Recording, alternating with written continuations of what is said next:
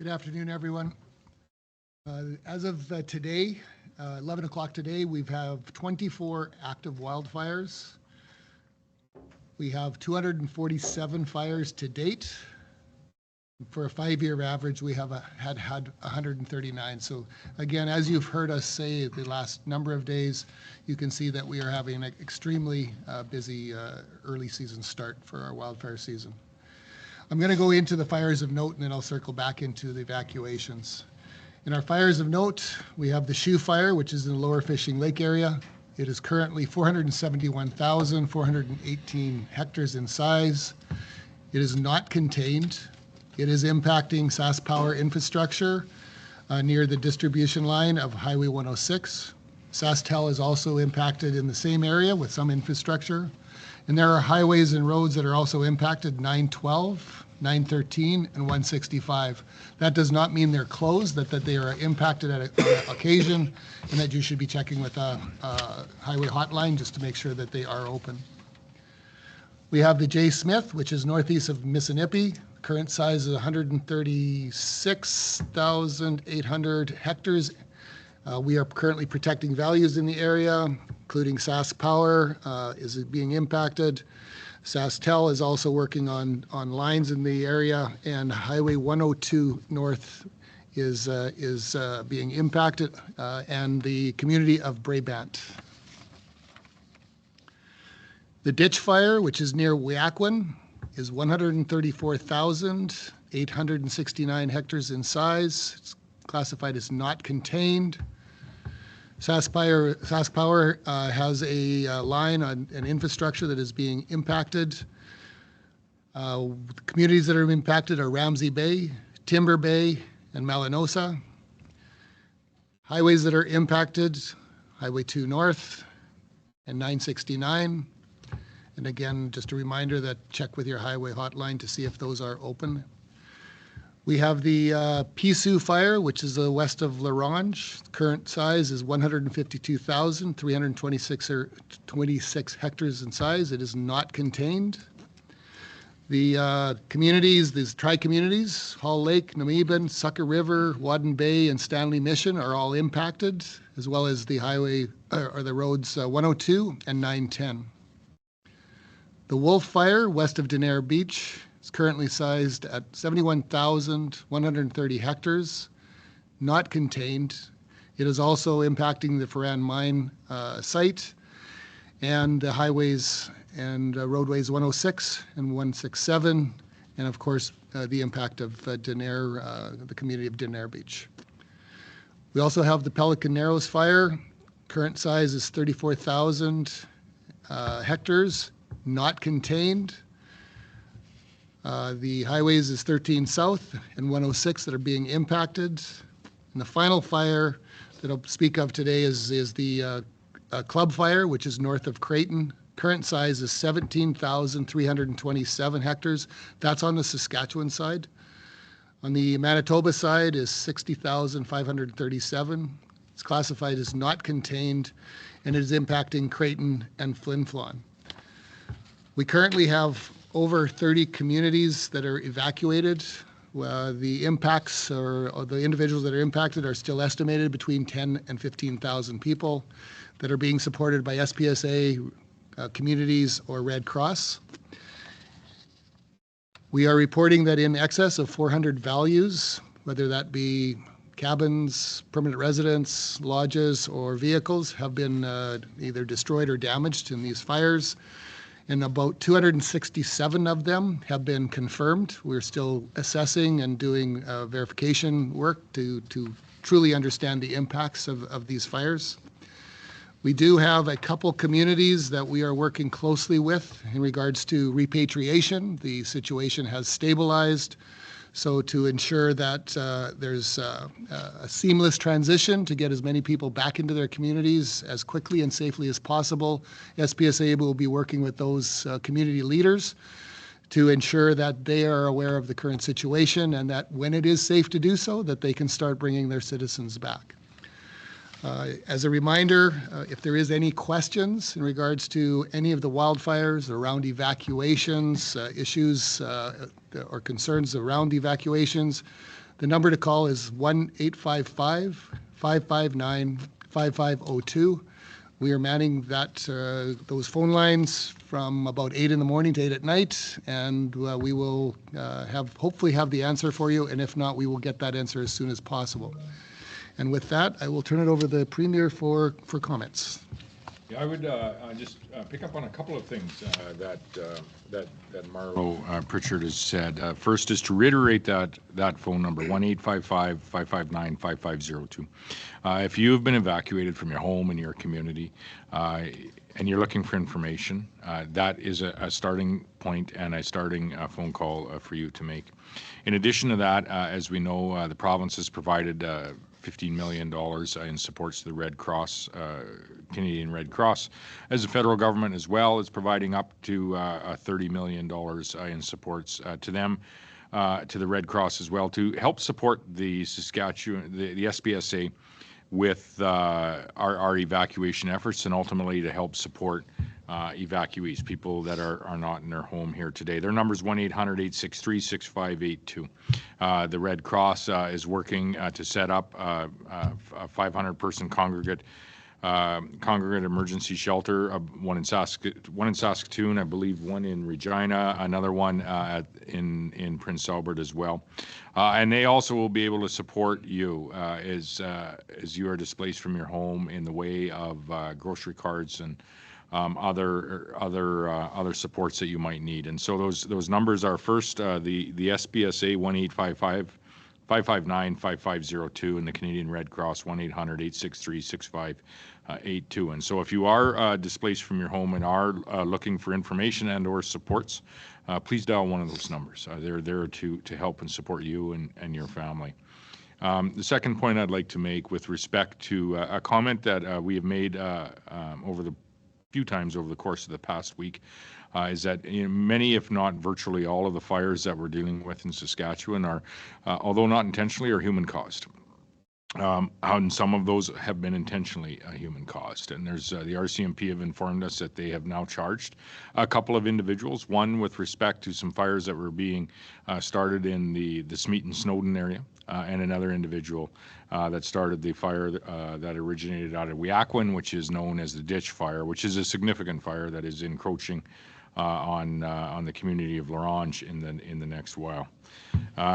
Last, but certainly not least, I do want to speak to, as well as I'm hearing and I've talked to a few folks that are, asking about, should we call in the military, and what supports could the federal government and or the military provide to the effort that we have here. And I've talked with other leaders across Canada and the federal government as recently as this morning, with respect to what supports we may need and what supports might be available.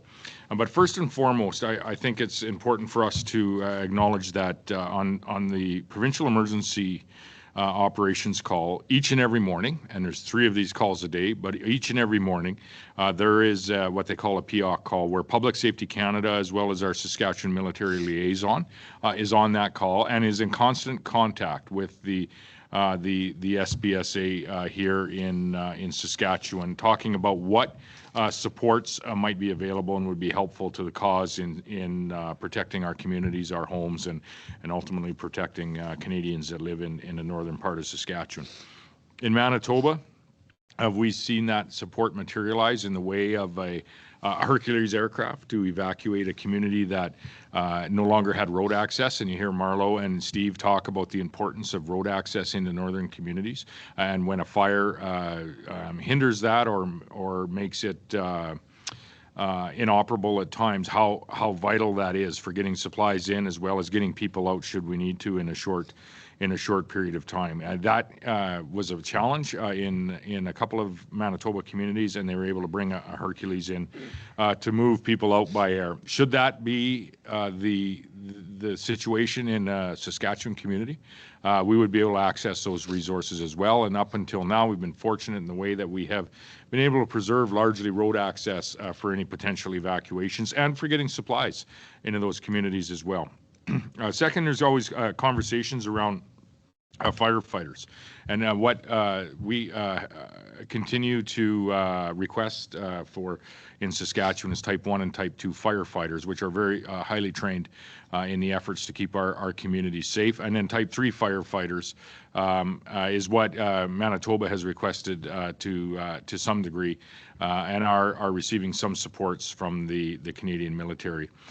We're very fortunate in this province for the work, and credit goes not only to the Saskatchewan Public Safety Agency, but to leaders like Grand Chief Brian Hardlot with the PAGC, Tammy Cook-Searson at Lac La Ronge, Joyce Natal McLeod at Montreal Lake, and many others in the partnerships that we've had over the last number of years in training Type 3 firefighters, often from northern communities, largely from northern communities, and often from Indigenous communities as well, where we have a large number of not only Type 3 firefighters that live and reside in the north that are helping with the efforts that we have today and are going to help, I would say, even in a more significant way should we find our path to a rainfall.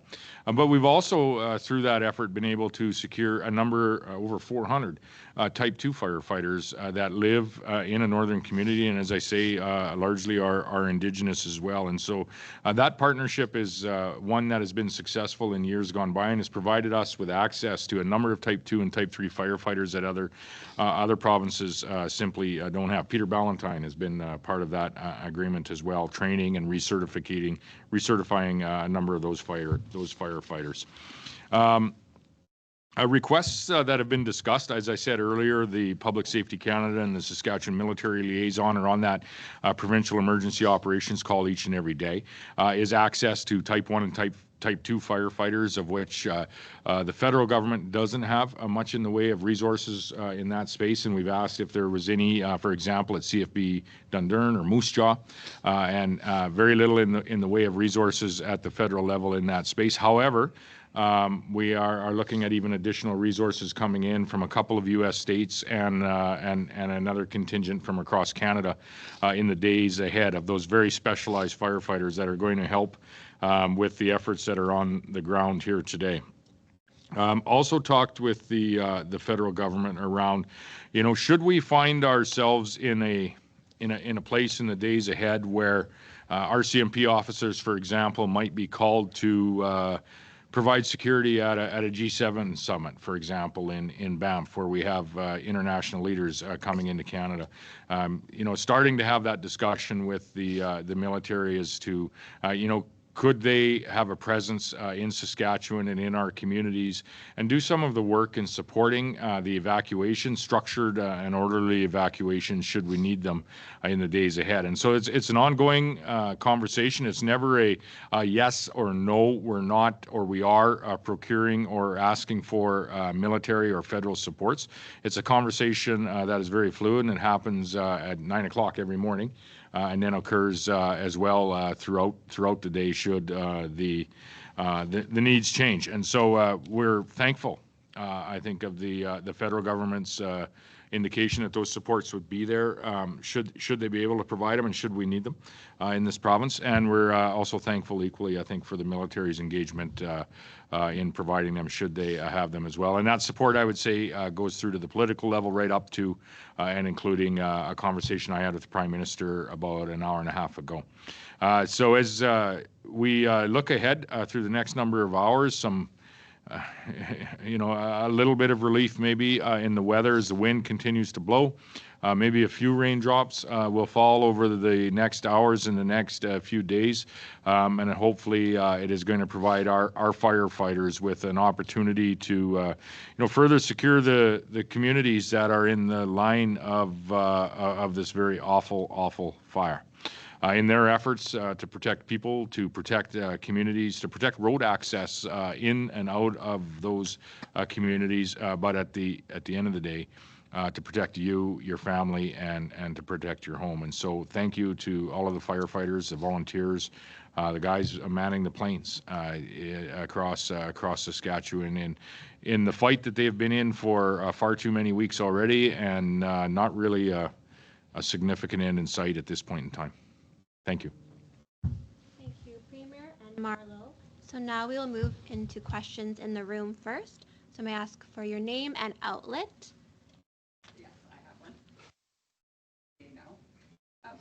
question is regarding your call out, I think it was last week, for more people that were trained or had been trained in the past for firefighting.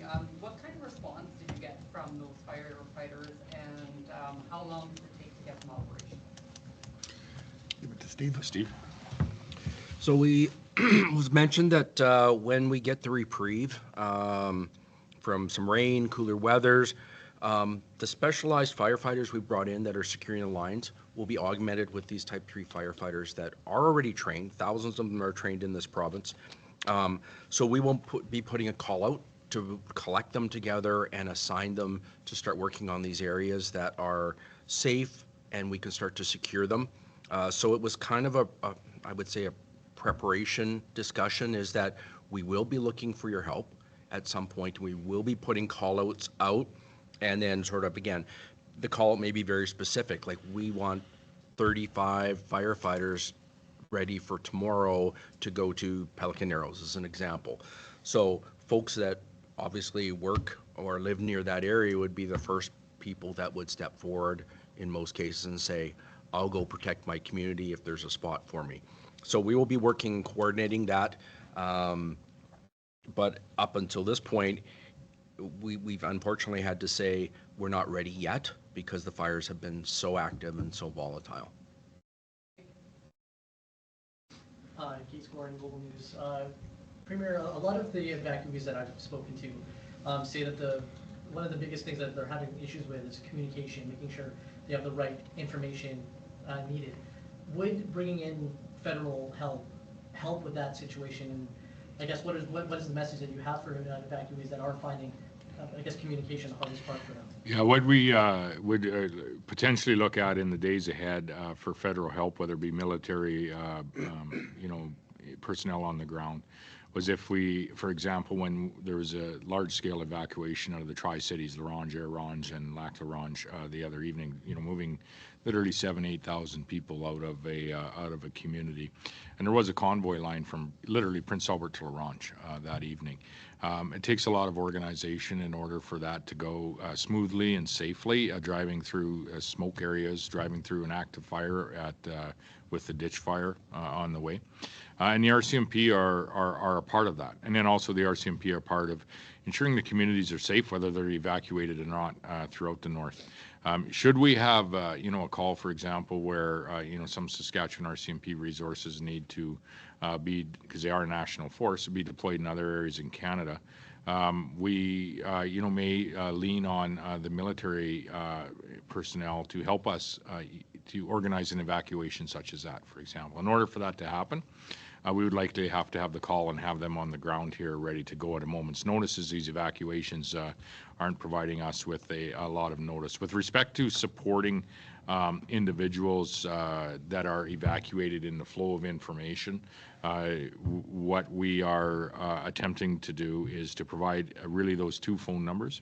One is the SPSA, which will provide you with, evacuation information, relevant fire information relevant to your community, but also the Red Cross, that we have provided a significant investment alongside the federal government and alongside the government of Manitoba as well, so that they can support the SPSA efforts and ultimately support evacuees, people that are displaced from their home, whether that be with a card to purchase some groceries, purchase some fuel, whatever that might be. And so the Red Cross certainly has a significant role to play here, not only in the existing contracts that they have, for example, with Peeler Ballantine members, but with provincial evacuees as well, and in supporting the SPSA efforts in supporting those individuals and families. I think back to 10 years ago, and I was in government at that point in time, when we had probably the last significant large-scale evacuation like we were facing today, and we're probably now approaching in the vicinity of the 17,000 people that were evacuated 10 years ago. We might not quite be there yet, but we're getting into those types of numbers. which are significant and which do require, you know, a multitude of supports and everybody, you know, working together to support one another, whether it be a family member, whether it be the Canadian Red Cross Association, whether it be the SPSA and the efforts that we have, or various communities as well. And so we're getting now into that space where, you know, congregate emergency shelters are starting to become part of the conversations if we should see another significant evacuation. If we are short to some degree of maybe some RCMP officers in certain area and the marshals aren't able at this point to have enough members to, you know, to provide that security, and that may be part of the conversation on one of the daily calls that the SPSA has with our federal military liaison and the Canada Public Safety Agency. And so those are, you know, the things and the conversations that are happening on a daily basis. So, you know, short answer to your questions, I don't know that the military would help with communication. We want to have those 2 phone numbers there to support evacuees and to provide information of their community and supports that are available. And 2 is the military may have a role to play in the days ahead should we, you know, see any further evacuations, and you know, that's really what we're preparing for, and what the investment was in the Canadian Red Cross Association is let's start looking at unfortunately congregate emergency shelters. Let's start looking at how we're going to work, you know, very collaboratively and asking less questions about where you might be evacuating from and how actually we can just support you.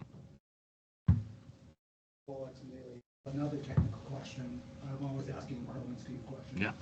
So it was, you didn't reveal the places that were possibly being repatriated, and was that to just not cause a panic or something like that? And also, the number on structures hasn't moved very much, but you talked about confirmed structures being 267.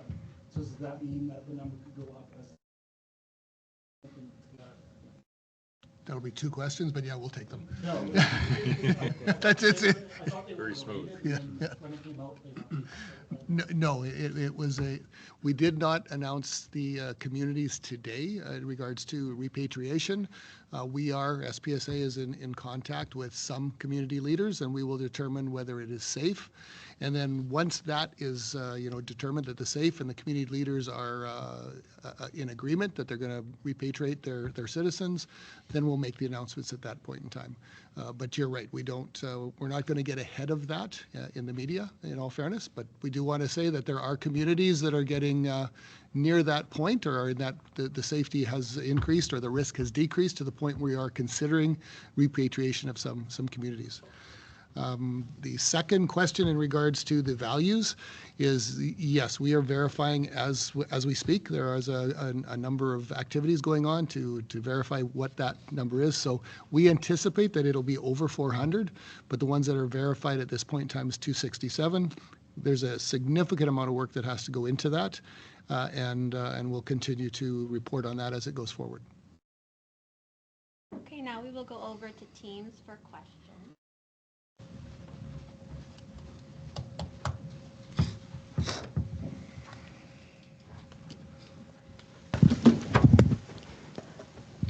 Okay, so first we have Edith. Please, 1 question and identify your outlet. Hi, I'm Edith from Radio-Canada, CBC French. We have Edith, a lot can you of... hear me? Yes. Oh, sorry. Yes. Shit. You cannot hear me? We got you. Okay, sorry for the bad word. Yes, in the last 24 hours, we had a lot of confusion. There were alerts coming back and forth regarding area that were already under an evacuation order. So not only can you explain what the confusion was about, but can you clarify what triggered the new order, or is Laronge for the Laronge area, is the road closed or not? And is Laronge evacuated again? And can you be a lot more explicit about what's going on? Thank you. I could maybe speak to that, because and there was a second Sask alert that went, I think really re-solidifying the serious situation that the tri-communities of Laronge, Orange, and Lac La Ronge are faced with. And I did notice that when the second Sask alert went when the fire greatly encroached into the community, and we saw the loss, unfortunately, of a couple of commercial buildings, including the iconic, from what I understand, is Robertson Trading Post has been one of the losses in the community. That was when the second Sask alert did come out, and the community was already evacuated the evening before, largely, if not virtually everyone except for those that are essential. But I did notice the second Sask alert did come out the next day, and it was about the time that the fire did encroach into the community. And so that was I suspect a reminder that if you are there and missed the first alert and the convoy out, it's just not a safe place to be. Would that be fair to say, Marlo? Yeah, you've got it, Premier.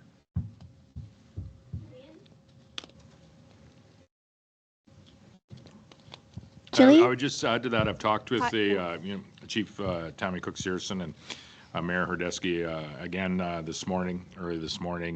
They've had some flare-ups there again today, and by no means is are we in the clear when it comes to the tri-community area, and the folks on the ground, municipal, provincial firefighters and the volunteers and the local leadership are doing everything they can to keep the fire out of the community in La Ronge, and changing winds and continued conditions is a very challenging and very live situation in that community, and now I think, in fairness, in the days ahead, communities around. Okay, Jillian, you're up next. Hi, Jillian Massey from 980 CJME. Premier Moe, the day that the state of emergency was called, you said that you expected things were going to get worse before it gets better. I just want to gauge how you're feeling at this point. Does that statement still ring true today? Yeah, unfortunately, I was correct. Since that point in time, we've seen significant loss of homes in numerous communities. We've seen the large-scale evacuation of La Ronge, Air Ronge, and Lac La Ronge, as well as other communities. And we see with shifting winds, additional communities coming under threat of this very, very volatile situation, and the fires that we have that are, continue to join and just sweep across our north, and they're relentless in what they engulf on their way. And so, as we look ahead, I would still say we have some challenging time ahead of us. Hopefully, and maybe, and this might be more hope than fact, I see some sprinkles of rain, small amounts of rain in the La Ronge area, and I'm hopeful that they will extend over into the eastern side of the province to address some of that area in and around, the Creighton and up and down the eastern side of the province. It isn't enough rain to get us into a position where we're confident, I would say. But any rain is certainly better than what we've had the last number of days with very hot temperatures, dry and windy. And so now we have the wind and a little bit cooler temperatures and some sprinkles of rain, and I would hope that the forecast is wrong and that the clouds open up and absolutely douse the northern part of not only our province, but God willing, the northern part of the prairie provinces. So I would say, still challenging days ahead of us, slightly more hopeful than maybe I was a week ago, but we're not in any way in the clear yet. Aishwarya? Good afternoon. The FSIN and the NDP have joined the call asking you to request federal help. People are having a hard time accepting that there wouldn't be any use of the military right now when we've had so many fires and a lot of evacuees feeling like they're not getting support or services. So we'd like to ask you again, why not call them now, and what would it take for you to make the call? What did they say that the military would do? They can support. That's what I'm saying. There are so many things that are happening in the province. We're having a hard time believe they couldn't be of any use. Yeah, well, and I guess the advice I would take on this, and Marlo, you might want to speak to this as well, is at 9 o'clock every morning, our Saskatchewan Public Safety Agency, as well as many other government agencies, local municipal agencies as well, are on a provincial emergency operations call, alongside the Public Safety Canada, as well as our Saskatchewan military liaison, discussing precisely what assets could be offered by the federal government, and whether or not those assets could be utilized in certain areas. I spoke to the fact that in the days ahead, there may be some use of military boots on the ground, so to speak, or military personnel to really backfill potentially some of the RCMP efforts in conducting evacuations, organizing evacuations, and ensuring our communities remain peaceful. That would be in addition to the efforts that are happening today by the RCMP and the Saskatchewan Marshals, also augmented by municipal police forces. But should we lose some of the RCMP forces to, for example, something like providing security at the G7, we may look at a military resource in that space. But all of the other discussions, and I ran through them earlier, are some of the resources that we could use. The military just simply, or the federal government in some cases, can't provide. If there is a resource that is available from the federal government or the military that is going to help with the efforts, we certainly want to use it. And we've requested, if there, for example, there was some some professional firefighting expertise, people, human resources, and equipment at CFB Dundurn or Moose Jaw. And you've had that conversation as recently as today or yesterday, Marlo. We could utilize that in a community like La Ronge.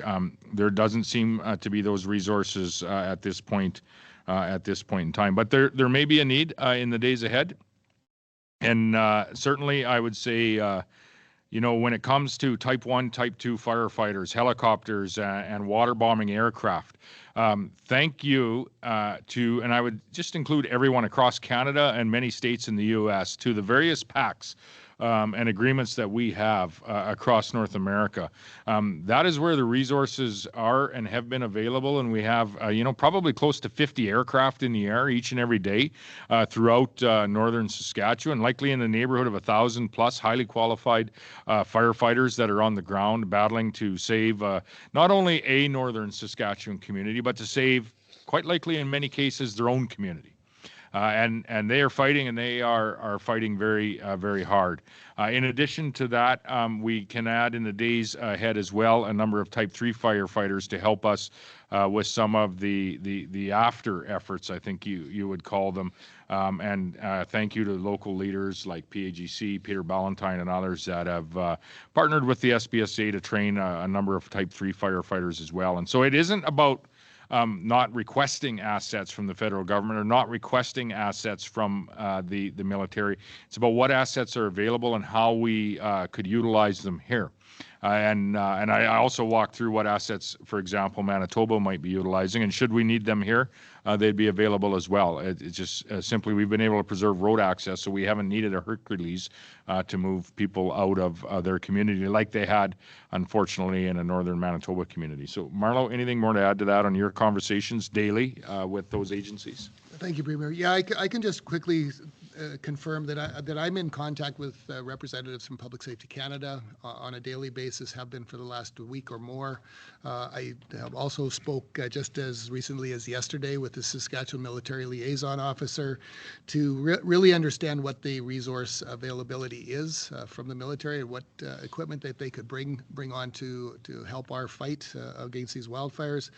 And as we've heard from the military, they're stretched. We've got the G7 going on. We have made inquiries to see what assets the military would have in or near the province of Saskatchewan. And as the Premier said, we continually look at what is currently needed to either protect communities or combat the devastating wildfires that are going on. We are utilizing our existing compacts and SPSA, which is really bringing across trained assets, whether that be Type 1 firefighters, planes, helicopters, from our Canadian partners, as well as many, many states through those compacts that we've developed over many years. So we're having primarily highly trained individuals, specialized trained to address those issues. That will, but that doesn't say that we will not, as the Premier mentioned, that doesn't mean that may not change moving forward. But right now, our conversations will continue with Public Safety Canada. We will continue to work with our Saskatchewan military liaison, and looking at the current needs and resource requests that are coming into through our SPSA process, I guess, in regards to dealing with the different communities. The other aspect that I didn't mention, and it needs to be mentioned, and a big thank you to them, is we have the whole province stepping forward, the municipal fire services that are embedded in these communities. We have them in Creighton right now. We have them in La Ronge. They're adding that extra layer of defense. They're structurally trained firefighters. That's what they do. They've brought their equipment to this battle, and they are doing a heck of a job protecting property and lives. And we will continue to expand that as the need requires. So we have a number of trained individuals that we can access right here in the province, going into the Type 3 firefighters, probably before we need to look at the military for firefighting skills. But as the Premier said, we will be looking at them, and we continue to look at them for other possible supports when we find a gap. So I'll stop there. I just add one other comment to that. This came up at our meeting on Monday with the other premiers and the Prime Minister. And as I said, I spoke with Prime Minister Carney again this morning about a number of topics, including the fire situation here in Saskatchewan. And I thank him for his continued support. Should we need resources, he would. And should they be able to provide, either at the federal or military level, to make those available. But I would point towards a couple of other items. First was the discussion we had, and I brought it up earlier this week at our meeting, was, should we look at, and I think Saskatchewan would be interested in, funding our portion of a significant tanker fleet, a national tanker fleet that is available to provinces in times like this.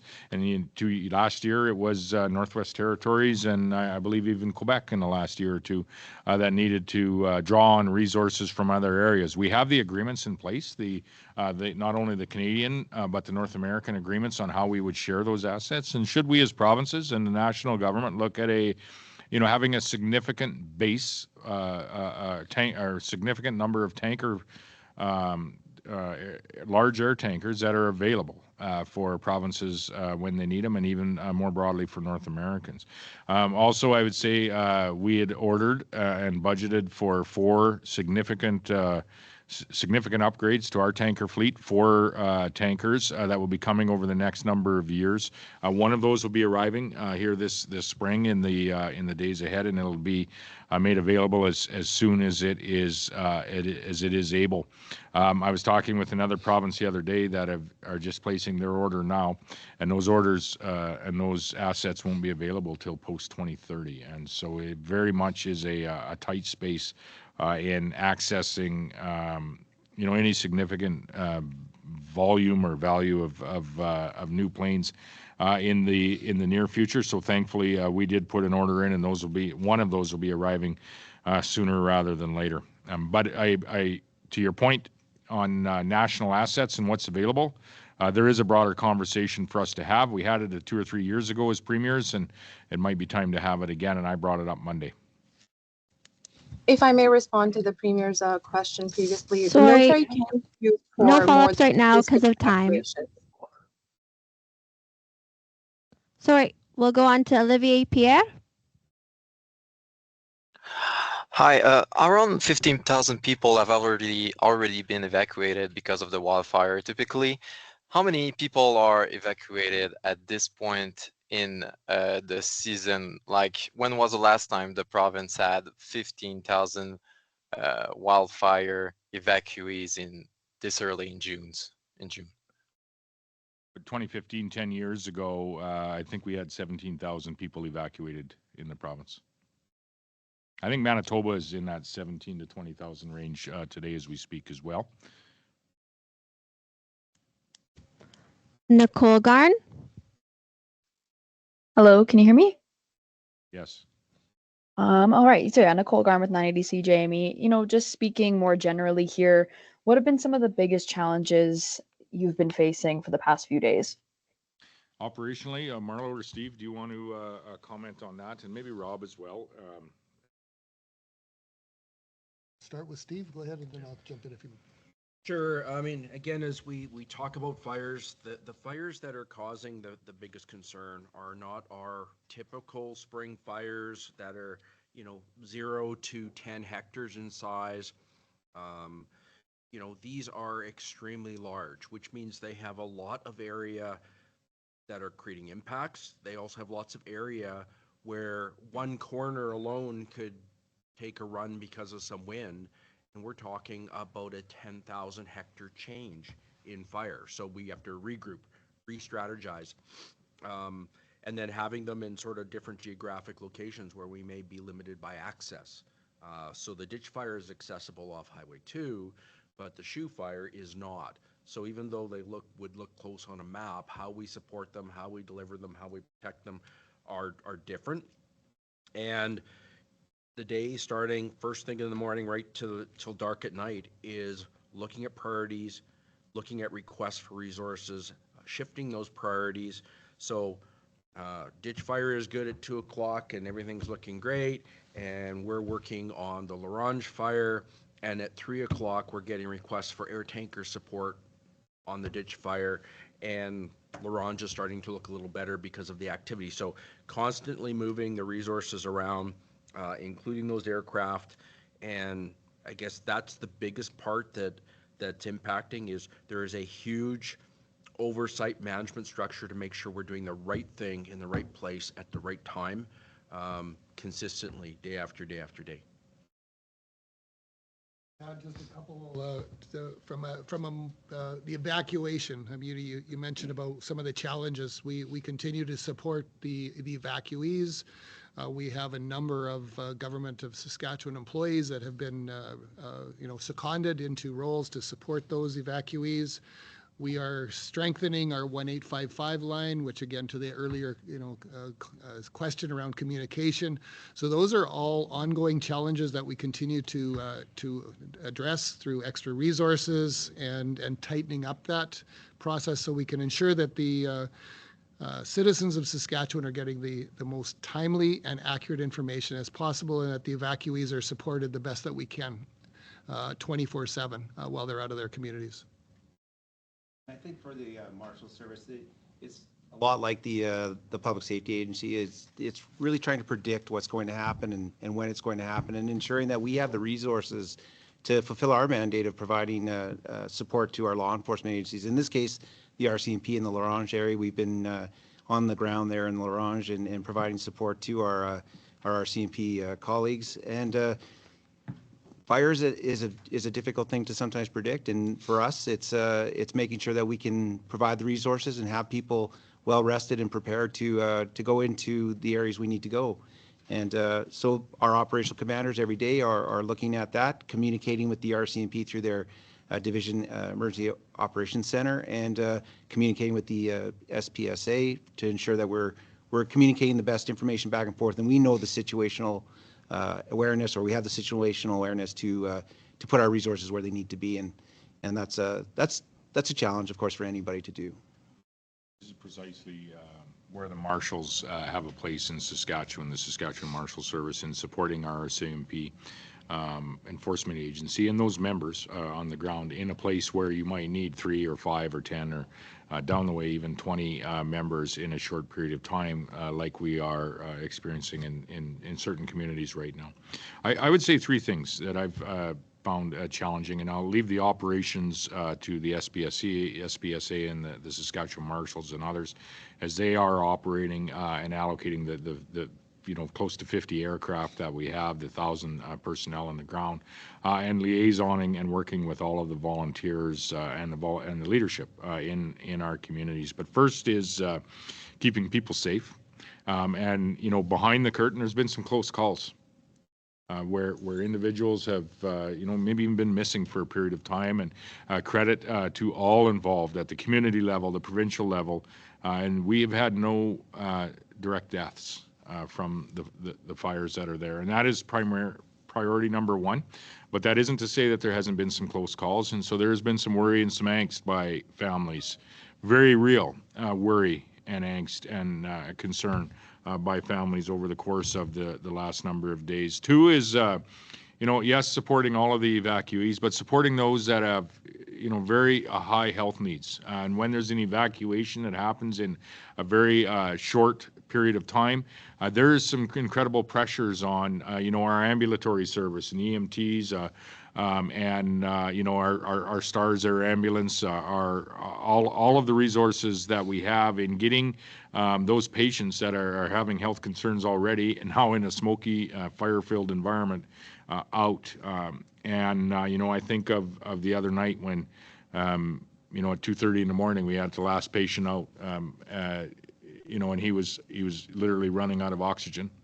And needed that. And so credit to all involved in that, Steve, to your team through the SPSA, Tim, some of the phone calls that you were making with our counterpart, Minister Cockrell, and the Saskatchewan Health Authority, and STARS Ambulance, as well as our ground guys, that all worked together to ensure that not only that individual, but so many others were able to leave their community safely in very, very short notice. And last but not least, and Minister McLeod, you've had these conversations as well, people are losing their homes and have already lost their homes. And those are the most difficult conversations to have. This fire is unbelievable in how unforgiving it is when it rolls through a community. And for anyone that has seen videos of communities fighting it off, and unfortunately some communities that haven't been able to keep it at bay. Those aren't just buildings that are in those pile of ashes. It's people's homes. It's a lifetime of memories and history and pictures and mementos and heirlooms, and it's gone.